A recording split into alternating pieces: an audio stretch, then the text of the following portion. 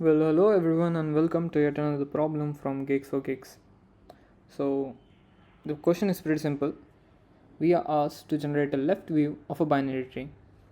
So, quickly let's see what the left view means. The left view means for a binary tree is a list of all the node values when you see the tree with the left eye from the left.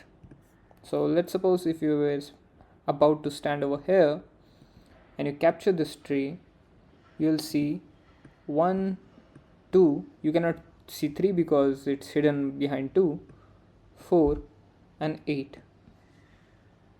So that is how we have got the output 1 2 4 8, and it's over here. So same goes with the rest of examples as well. So if we are within this, so we see 10 20 40. So it's asked to us that solve this within O of n time complexity and O of n space complexity. So how do we do this? So before jumping into anything, let's see the intuition. The intuition is quite simple. So we have a tree, and let's say, we have this tree, and let's say we need to generate a left view of it. So the common perception would be I will start from the root. I'll check root within the consideration. So root has been marked, and I'll go ahead within left and right. So whensoever I'll do the same operation again. So I see root, root has been marked, and so on. I see root, root has been marked. I'll go left, there is no left, my dear. So I'll go up, I'll go right, root, root has been marked. But the moment I come back, I backtrack from this point to this point, and now from the root as 2, I need to go ahead to root 5 node as 5, which is the right one. So shall I do this? Because considering 5 and considering this 5 to mark, or considering this 5 within the output, we will miss out on 4. So shall we do this? So the clear cut option over here is no, we do not need to do this. So let's keep 5 as it, let's not touch 5, and let's keep 4 as it is. How can we do this? So a very good method can be to assign a number to each level. So this is level 0, this is level 1, this is level 2, and this is level 3. Now within the array where we'll store the results, if you see that hey, we have already occupied this level, so do not update it. So if you see that hey, it's yet to occupy, fill it. If it's yet to occupy, fill it. But if it is already occupied with 4, do not go ahead and enter the value new. And like 3. Now within the array where we'll store the results, if you see that hey, we have already occupied this level, so do not update it. So if you see that hey, it's yet to occupy, fill it. If it is yet to occupy, fill it. But if it is already occupied with 4, do not go ahead and enter the value new. And likewise, if you go ahead and will fill all each by one, even if you can go ahead and you can check for any of such patterns, like you have a right node, a left node, a right node to it, but this is being hidden because 8 comes in middle of it. So this way we can do it over here, and it will work as fine. So without any further ado, let's implement this logic within code. So starting with the code,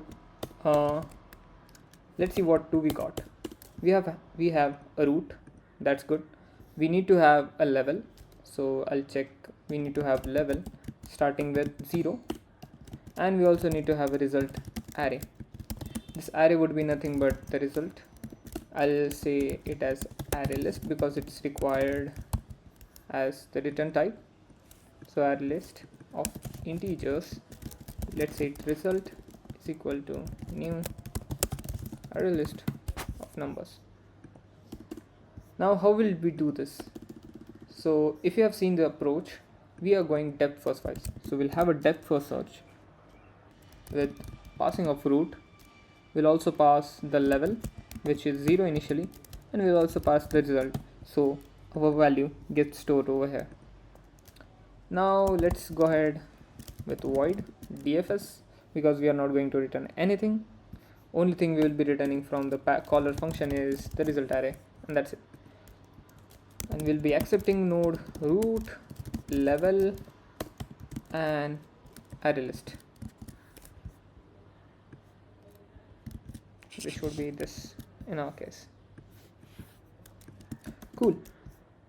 The obvious method within DFS is to check whether the root is null or not. So here I'll do the same. If the root equals null, then I'll just go ahead and return, because we don't need to proceed. But if we see that root is not null, let's check that, hey, if result dot size is less than level. So what does it mean is, if we have level already within the result or not. So if this is true, then we see that level is new, so add to list. So result dot add root dot data. So this will go ahead, it will add one element to this result array, and it will increase the size. When it's added, we'll go ahead, we'll check for the left or right thing. So we'll check for dfs root dot left with level +1, because we are ascending to next level, and same will go with right as well. So it will go in the recursive manner, and once it is done, we are sure that result array is filled, and this result array is being written over here. So far so good. Let's compile this against the input test cases. Oh, I forgot to write x equal to, yeah, because initially both would be 0, right? And let's submit this.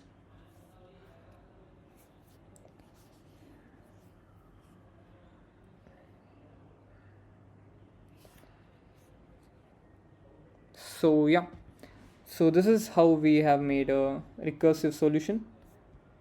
We can also do it with a breadth first solution. So, but the only catch over here would be, for the first occurrence within the level, you need to store the value and you need to ignore the rest, everything, and that would do the. So this was about left view of binary tree. If you wanted to find out how the top view of binary tree works, click the video on your right, and I'll see you in the next one.